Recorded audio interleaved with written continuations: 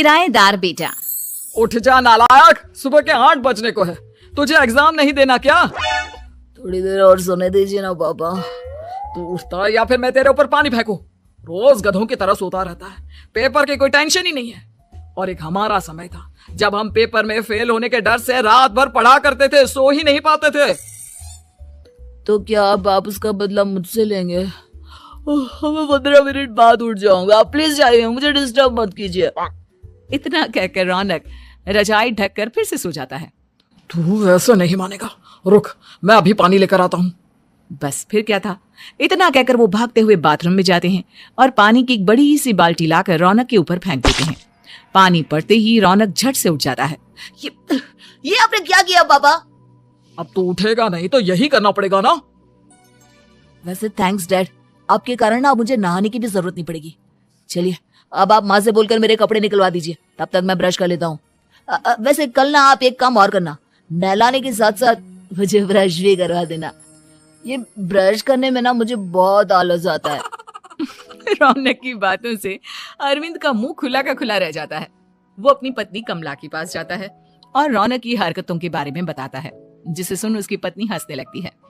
तुम अपने बेटे को समझाने के बजाय हंस रही हो। रौनक बच्चा है, धीरे धीरे सुधर जाएगा, आप क्यों उसके पीछे पड़े रहते हो? अभी नहीं सुधरेगा तो कब सुधरेगा? 10वीं क्लास में है रौनक, वो अब कोई बच्चा नहीं रहा। अरविंद की इतना बोलते ही वहाँ रौनक भी आ जाता है।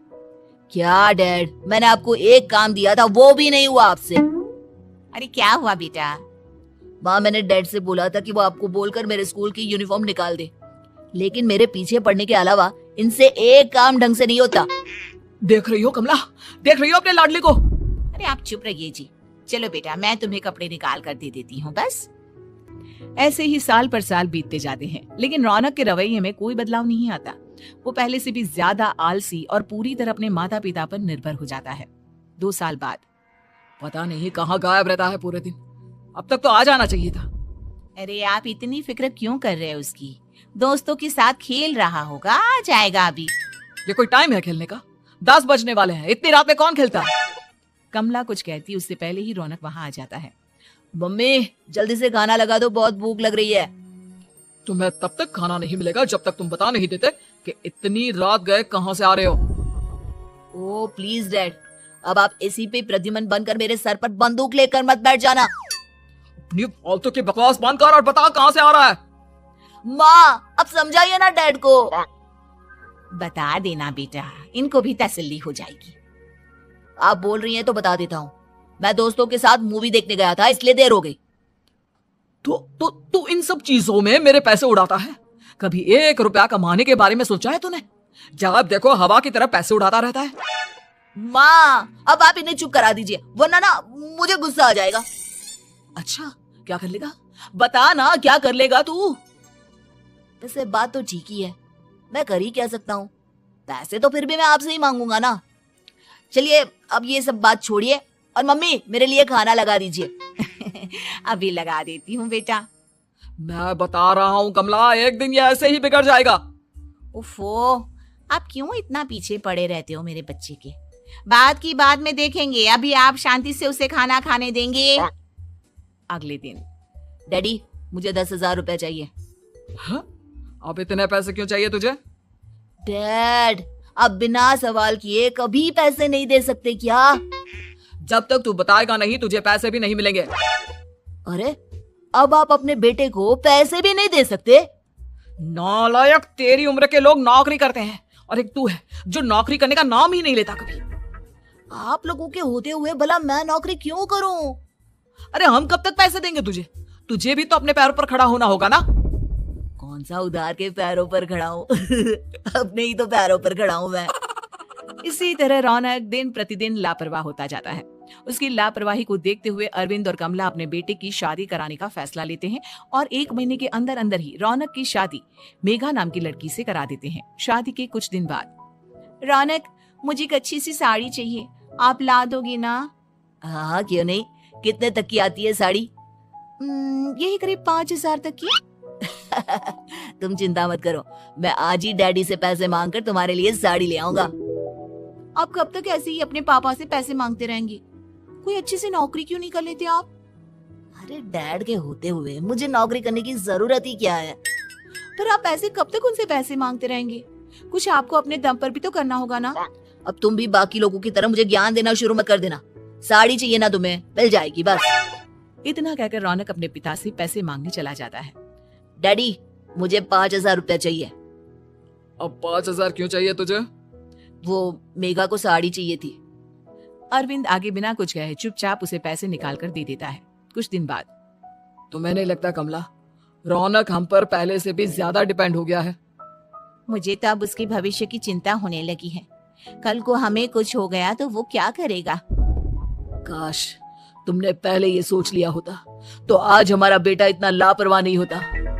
तब मुझे कहाँ पता था कि मेरा लाड प्यार उसे इतना बिगाड़ देगा कि वो इस हद तक लापरवाह बन जाएगा।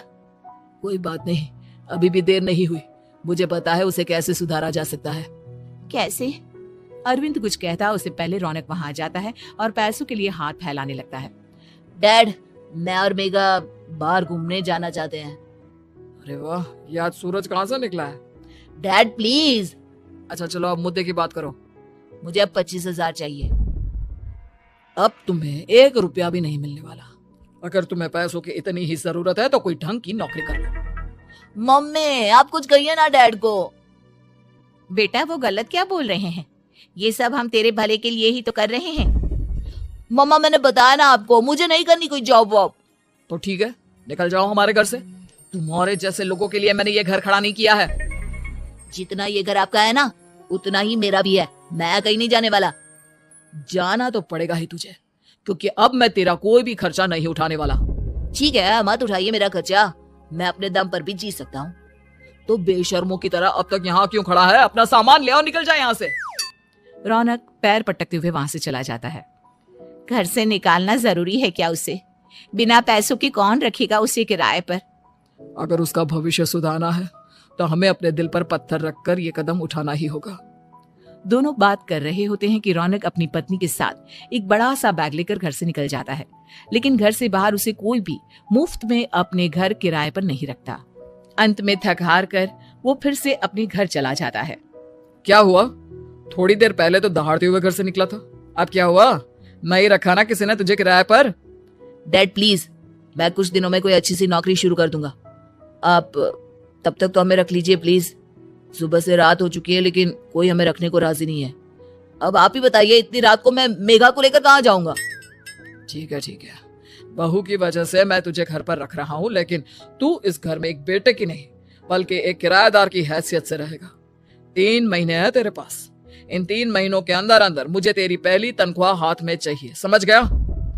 पक्का डैड, इन 3 महीनों के अंदर अंदर तो कोई बढ़िया सी नौकरी ढूंढ ही लूंगा मैं। ऐसे ही धीरे धीरे समय बीतने लगता है और अरविंद के दिए 3 महीनों में से 2 महीने बीत चुके होते हैं। पापा जी ने हमें 3 महीने दिए थे, जिसमें से 2 महीने तो बीत चुके हैं। अब ये आखिरी महीना बचा है। अरे तुम चिंता मत करो, आज मेरा ना 2 जगह इंटरव्यू है, दोनों में से कहीं ना कहीं तो जॉब लग ही जाएगी। अच्छा, all the best. Raunak interview के लिए निकल जाता है, जिसके बाद शाम में रौनक घर आता है। कैसा गया इंटरव्यू? आपकी नौकरी लगी या नहीं? अरे पहले सांस तो ले लेने दो अच्छे से। बताइए ना, मुझसे तो जरा भी इंतजार नहीं हो रहा है। वो दरअसल बात यह है कि मेरी नौकरी तो लग चुकी है लेकिन पैसे बहुत कम है। कितने पैसे हैं? 15,000। इतने में अरविंद और कमला मिठाई का डिब्बा लेकर आ जाते हैं। बधाई हो बेटा। हम जानते थे तेरी जॉब जरूर लगेगी। लेकिन मेरी सैलरी बहुत कम है मम्मा। कम है तो क्या हुआ, धीरे धीरे बढ़ जाएगी। हाँ बेटा, हम तो बस चाहते थे कि तू अपने पैरों पर खड़ा हो जाए।